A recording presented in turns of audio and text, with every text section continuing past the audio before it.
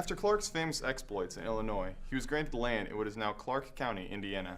However, this land failed to prove profitable to Clark during his lifetime, and he resorted to other, more desperate attempts at making money. In 1792, Clark approached Edmond Charles Genet, then the Revolutionary Ambassador to France, asking for his assistance in freeing the Mississippi River from the control of the Spanish.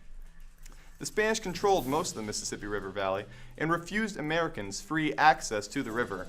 During this time, many Western farmers were struggling due to various conditions, and access to the Mississippi would not only open up trade within the southern U.S., but would also allow access to the rest of the world from the West. The U.S. government refused to hear the farmers' cries because military action against the Spanish would break the Washington administration's neutrality with Spain.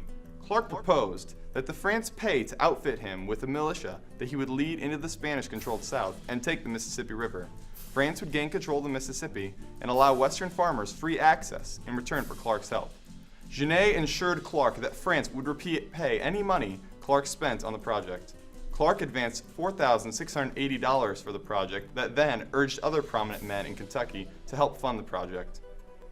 However, the French embassy soon found about Genet's intentions and issued a proclamation forbidding French involvement in violating American neutrality. Soon after, President Washington learned about Genet and Clark's plan and issued a proclamation forbidding Americans from enlisting or assembling themselves for the unlawful purposes of breaking the Spanish-American neutrality agreement. With Genet's failure to ever receive the payments by France, Clark was left unpaid and, as he put it, ruined. After this blunder, Clark was forced to sell his land, or else his debt collectors could potentially seize it. Clark and Genet's failed attempt to free the Mississippi could have been the final financial nail in Clark's coffin.